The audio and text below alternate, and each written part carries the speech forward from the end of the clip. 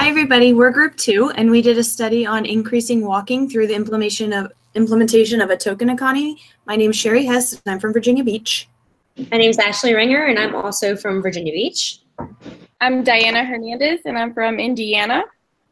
I'm Harley Mills, I'm from Southeast Georgia. I'm Jasmine Clark and I'm from Pennsylvania. All right, I'm going to go ahead and start off with our literature, supporting literature. In the following research article by Rebecca Bernard, she wrote Token Economy to Increase Exercise on Children with Cystic Fibrosis. It examines the effectiveness of a token economy to increase aerobic exercise in children with CF, cystic fibrosis. They conducted a single subject ABAB design, and they used a scale called Children's OMNI. It's a self-report that allowed the children to rate their level of tiredness from 0, not tired at all, to 10, very, very tired. And they were able to rate the variety of exercise types and intensities. In this study, they used a token economy where the children earned prices for the amount of points they received when completing an exercise. The findings for this study overall was that the token economy appears to be a viable treatment technique for children with CF. Why is this? For them, it worked because they are relatively time effective and cost efficient, which was very important, not just for the study in general, but for the families. So it was very beneficial. And it showed that they increased physical activity, or the exercise that were given in the literature, in the study. It showed that they had effectively increased exercise. That was the first supporting literature we found. The second one, our second literature review, was conducted by Andrew Alstalt, which was the effects of token reinforcement on physical activity and intrinsic motivation. And the purpose of this study was to examine the effects of extrinsic rewards through an administered token economy on 2 schedules of reinforcement, one of them being a fixed interval and a variable interval schedule, on the intensity of riding a stationary bike or a stationary bicycle, as well as its influence on intrinsic motivation for engaging in physical activity. In this study, the participants were to ride a bike for several 20-minute sessions, and during their baseline, participants rode for 20 minutes but without any reward. So they didn't get any reward or reinforcement for the baseline. And then during the first token session, participants were rewarded 1 token for every minute above their 10% baseline mean. In this article, in this study, they found that token economies can be useful in improving the physical activity of those who are reinforced. However, to improve performance while increasing or maintaining intrinsic motivation, physical activity professionals should, they would consider introducing extrinsic rewards to improve the behavior of the behavior, which was the physical activity. So, however, they did find that it did improve the performance as well using a token economy. The third supporting literature that I found is the effects of a token economy on distance walked by senior citizens in a retired center. This study examines how effective the approach developed by the researchers to increase behavior in senior citizens would be if they used, again, a token economy. This one relates a little bit more, well, actually a lot more than the other 2 to our original study. They had 6 females. However, they were between the ages of 70 to 92. And they had a few criterias that they had to meet before participating in the study, which was able to walk unassisted, no known cardiovascular or physiological problems, and no vacation plan during the duration. The token economy that they used, the program, consisted of an accumulation of tokens or points in which they could exchange for certain privileges, like either food items, or they could get social recognition. And the study was conducted on a daily basis, Monday through Friday, completing a baseline and intervention phase. Their results showed that all 6 participants did increase their walking behavior from the baseline phase to the intervention phase by 56%, with an average being of 85%. Therefore, the study showed the results that the token economy is effective in increasing the exercise behavior of the senior citizens.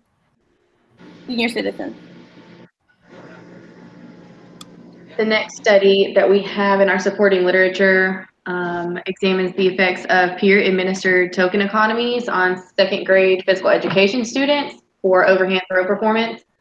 This was also conducted by Andrew Allstott in 2015. This study used an alternating treatment design, and they investigated how well a token economy would work when it is peer administered rather than through an instructor or teacher. They did not use a preference assessment during this study. Instead, they had a pre-stocked store that consisted of backup reinforcers differing in values. So for each time that a student met criteria, they received a token. Based upon how many tokens they got, they were allowed to visit the store and exchange those tokens for backup reinforcers. The results of this study indicated that all 7 participants showed response differentiation between baseline and token economy sessions. Therefore, a functional relationship between the administration of token reinforcement and improvement in overhand throw performance increased.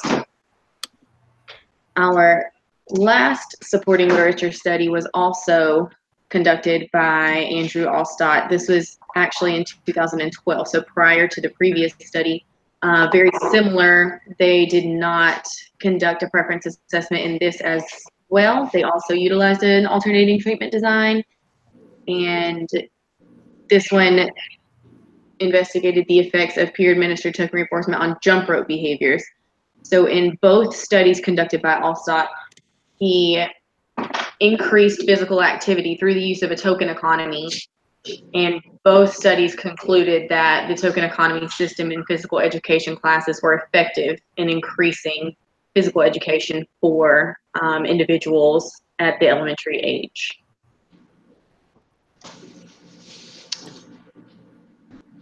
So the original study is conducted by Haley Krentz, Raymond Moltenberger, and Diego Valbuena, and published in the Journal of Applied Behavioral Analysis in 2016. This study focused on using token reinforcements to increase walking for adults with intellectual disabilities using an ABAV reversal design.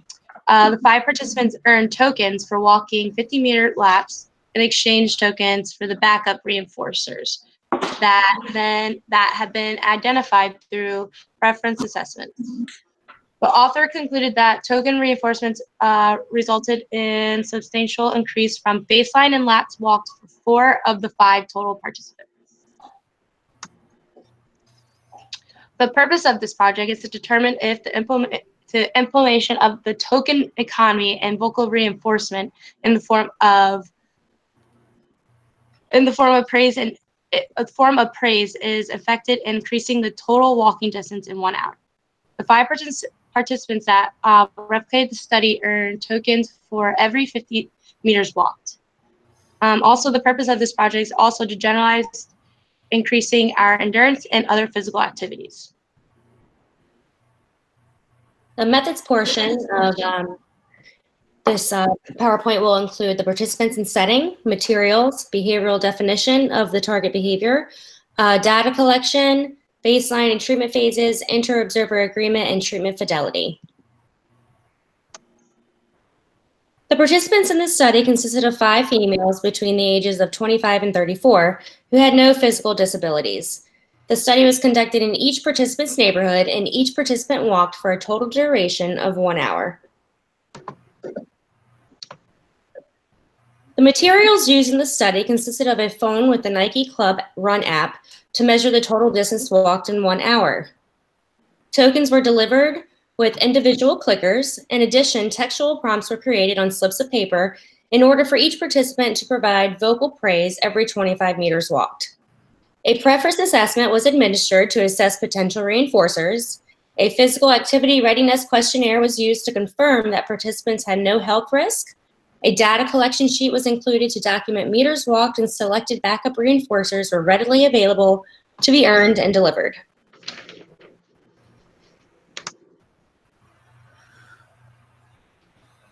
The behavior measured in the study is total meters walked in 1 hour. Walking is defined as moving at a constant pace by lifting and setting down each foot in turn. Walking does not include having both feet off the ground at once or a body that is not in motion. A meter is defined as a fundamental unit of length in the metric system, equal to 100 centimeters or approximately 39.37 inches. An hour is defined as a period of time equal to a 24th part of a day and night, and divided into 60 minutes. The dependent variable in this study is total meters walked in 1 hour. The independent variable is the implementation of the token economy paired with vocal reinforcement. Duration and event recording via the Nike Run app were used to track the total number of miles walked in 1 hour time periods. Within each session, a clicker was used to deliver tokens every 50 meters walked. Data including meters walked and tokens earned were then transferred to a computer-based data sheet after the completion of each session.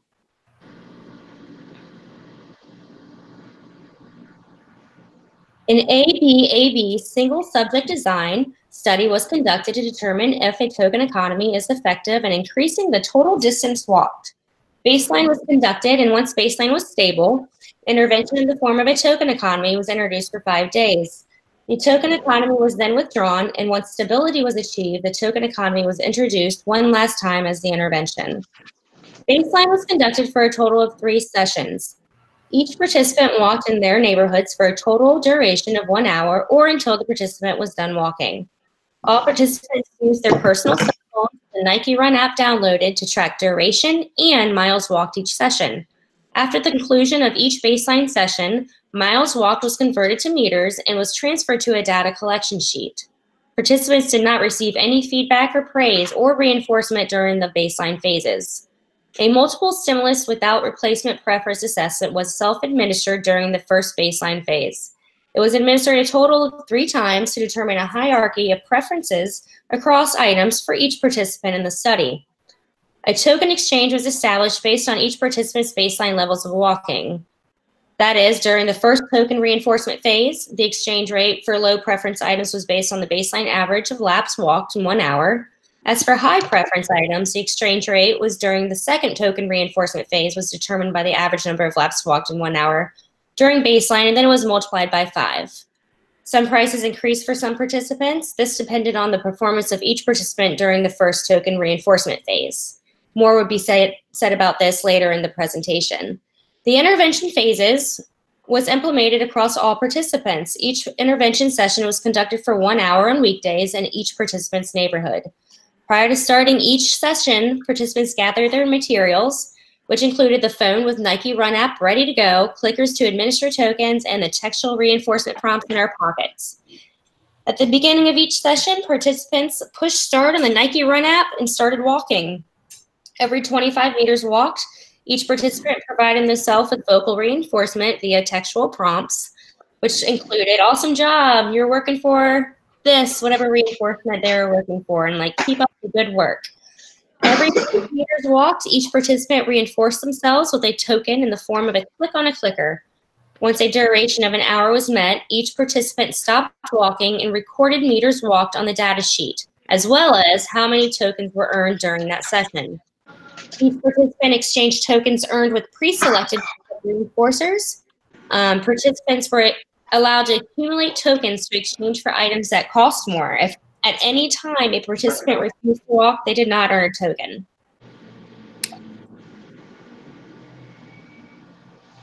So the intra-observer agreement was calculated by the total count of meters walked during sessions. Smaller frequencies count divided by the larger count, then multiplied by 100 to find the percentage of the intra-observer agreement. IOA was calculated for 2 sessions during each intervention phase, session 4, 6, 13, and 15. All participants were 100% in agreement with data collected across individuals. Below, next slide. Next slide. Okay. Below is a table representing primary data collected and liability data collectors IOA data collection percentage across sessions for each participant. So the treatment fidelity, it was to ensure that the intervention was implemented by accuracy and consistency across participants. Each participant completed a treatment fidelity checklist 2 times per week. And so the treatment fidelity checklist was questions consisted of all materials presented. Did the participant deliver tokens with the clicker every 50 meters walked? Did the participant provide verbal reinforcement within 5 seconds after token delivered? And did the participants provide verbal reinforcements every 25 meters? Next, we'll discuss our results. This is a graph of all participant phase averages and phase ranges. It's important to note that each participant completed each phase at the individual rate and did not change phases until there was a trend established. Each participant did complete the study, so all 4 phases within a 5-week time frame, and all participants used the same Nike app to record distance traveled within an hour. So this is my chart that breaks down all of my data into sessions, conditions, total meters walked, and number of tokens earned. You can see in my baseline, my original first baseline, that I was below 100 as an average. Then when the token economy was introduced, I gradually increased my walking. When we reverted back to a baseline procedure and the token economy was withdrawn, my walking decreased slightly, but not too drastically. And then when the token economy was reintroduced, it went back up. So if you look at my graph, it shows a functional relationship between the token economy implementation in the intervention and my increase in walking. All right, this is my chart, and it breaks down meters walked and tokens earned. Following is the graph, and this is a visual representation of the data the data in the table that you just saw. As you can see, there is a functional relationship between the dependent and independent variable. I achieved a stable baseline average of 81 laps walked during the first baseline phase. Once the token economy was introduced, laps walked increased with a stable trend at an average of 96 laps.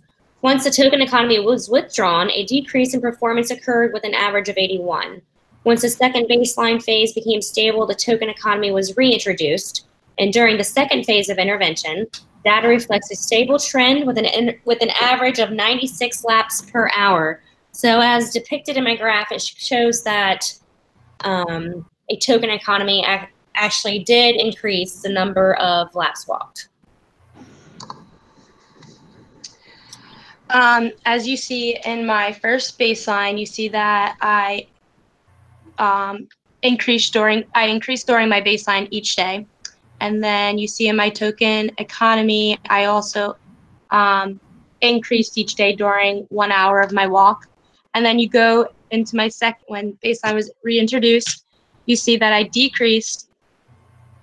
No, I also increased, and then going into my intervention, I decreased due to maybe weather problems during that day. And then I went back to increasing in my second intervention. And then my graph, as you can see, it was a very steady baseline, and then increasing each in my token economy. All right, this is my chart here. Setup of total meters walked and number of tokens given, separated by baseline, the token economy, the intervention, baseline, phase 3, and then token economy, phase 4. In the following, I have my graph, the visual representation of the numbers prior to this this slide. So as you guys can see at the beginning, I have in phase 1 of baseline, I have a stable trend line. And then in my intervention, in the initial start of my baseline increases, I had a baseline average of 46, and then my intervention average went up of 74 miles per hour, perhaps because the reinforcement was really high. So that's why you see that spike in phase 2 or week 2. And then in baseline week 3, I have an average of 71, which is pretty steady.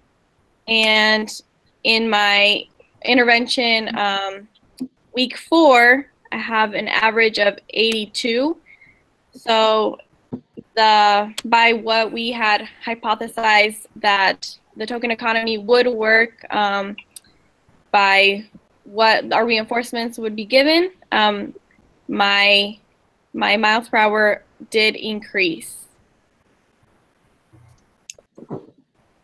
My name is Sherry, and this is my chart. It's important to note while looking at this chart that the numbers with a star next to it indicate that full hour of walking was not completed.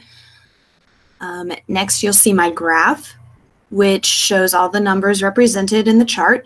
My baseline average was 59, and my lap completion numbers ranged from 33 to 73. Baseline was collected across 3 sessions. After baseline, I moved into my first phase of intervention, where I delivered tokens and written praise to myself while completing my walk, with the end goal in mind of trading in my tokens for a secondary reinforcer. In my first phase of intervention, my average was 105, and data was collected until there was a steady trend. After lap completion, my numbers ranged from 98 to 109. After there was a trend, I went back into my second phase of baseline for the second round of token reinforcement and interventions. And in baseline, my lap average completion dropped from the first phase of intervention, but was higher than my initial phase of baseline. In my initial phase of baseline, as I noted in the chart, I did not walk for a complete hour, which could be why my second phase of baseline was increased, because I did walk the full hour in my second phase of baseline. In my second phase of baseline, I had an average of 91 and a range of 81 to 106. After that, I reintroduced tokens and praise, and as you can see, my lap completion increased significantly. In my second intervention phase, I had an average of 107 with a range of 81 to 119. According to my graph, token economy was proven to be successful in increasing my lap completion numbers within an hour. Next, you'll see a preference assessment result chart. Prior to the start of baseline, at the beginning of our study, all participants completed a preference assessment to establish a hierarchy of secondary reinforcers. Our group decided to stick to reinforcers that were easily accessible, quick, and cost-effective. The original study did not have limitations on cost and did not have to be all consumable. But as you can see, the chart shows that each participant's hierarchy of consumable reinforcements. Jasmine chose Hershey dark chocolate as her lowest reinforcer and increased to her highest reinforcer of a slice of red velvet cheesecake. Diana chose a chocolate chip muffin as her lowest form of reinforcer and a Coke as the highest. Harley's lowest reinforcer was gummy worms and increased to a peach cobbler. Ashley's lowest reinforcer was a Reese's and increased to the highest level of kombucha. And Sherry's lowest reinforcer was a Twix, which increased to Old Bay chicken wings as a higher reinforcer. On this slide, you can see the exchange rates and the percentage of reinforcers chose for each participant. As stated earlier, the exchange rate was based on each participant's baseline levels across both phases. So the initial baseline levels were used to determine the exchange rate for intervention phase 1, and the baseline levels in baseline phase 2 were used to determine the exchange rate for the intervention levels for the intervention in phase 2. To figure out the numbers, we used the lowest preferred reinforcement was scored at the baseline for phase 1.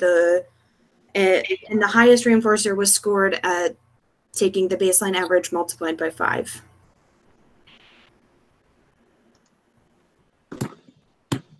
Next, we will discuss limitations from our current study compared to our original study that we were replicating. Throughout the replication process, we came across many different limitations. Some of the limitations include setting. In the original study, the participants walked in the exact same location from 9 a.m. to 10 a.m. on weekdays in an outside covered corridor and had cones used to mark 50-meter laps. Our study replication did not allow for such a strict use of the same settings. We all live in different states, and it was not always feasible for us to mark out our 50-meter laps. Therefore, we still walked outside for 1 hour each weekday, but we did not use the exact same setting. Sometimes the setting would differ depending on weather, personal safety of the participants, whether it was dark outside, there was available lighting, safety of the neighborhood that they were walking in, different things regarding that. We also had a limitation of the form of the praise being delivered.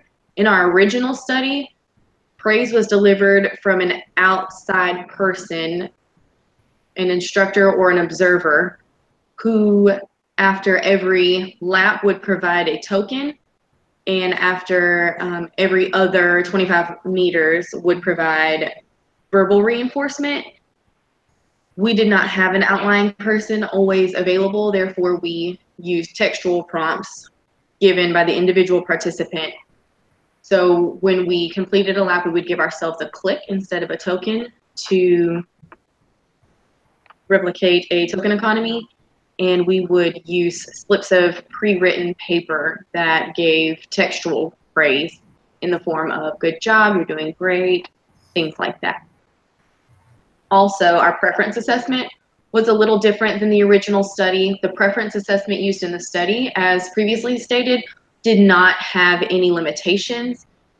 The cost in the original study ranged from $9 to $53 per participant.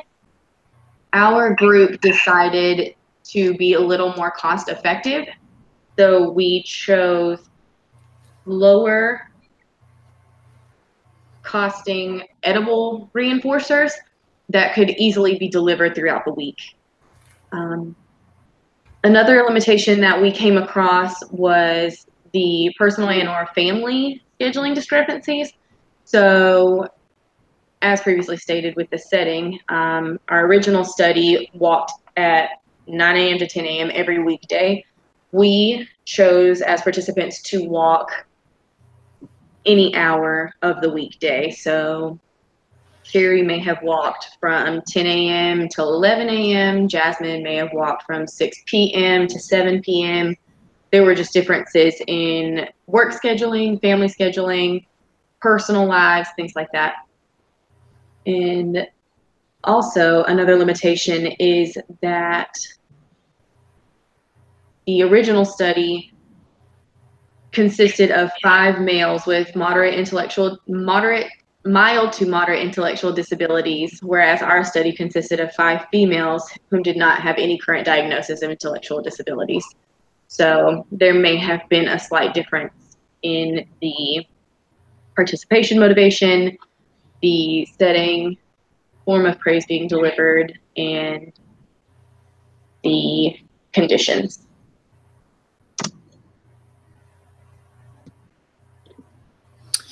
So in conclusion, to wrap things up, as stated before, all participants participated in a preference assessment, and we reviewed the results and the percentages of the reinforcers selected throughout both phases. And after looking at all the graphs and analyzing the graphs, it was noted that a functional relationship was identified across all participants. Token reinforcement did increase the total distance of 50-meter laps walked by each participant. We had an outcome goal of increasing the number of 50-meter laps completed in an hour, as did our original study. Overall, our group agrees that a token economy, written and verbal praise, and secondary reinforcers is an effective method in increasing the number of 50-meter laps walked in an hour, as all members of the group increase their total number of laps walked. But we also, in conclusion, do agree that without the use of token economy and reinforcers, this skill may be hard to maintain independently, as all numbers did drop across both phases of baseline. Lastly, you will see our references, and thank you for watching. Thanks. Bye.